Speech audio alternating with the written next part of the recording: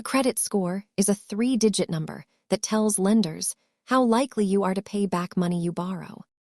At its core, this score is a measure of financial trustworthiness for banks, credit card companies, and even landlords.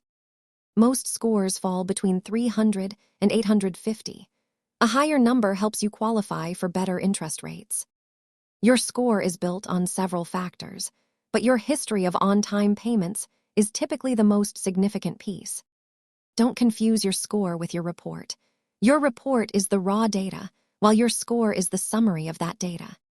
This chart shows how different score tiers can lead to significantly different interest rates on a typical loan. Always review your credit report for errors. Correcting mistakes is one of the fastest ways to improve your financial standing. Managing your credit is a long-term habit. Subscribe for more basics on personal finance and money management.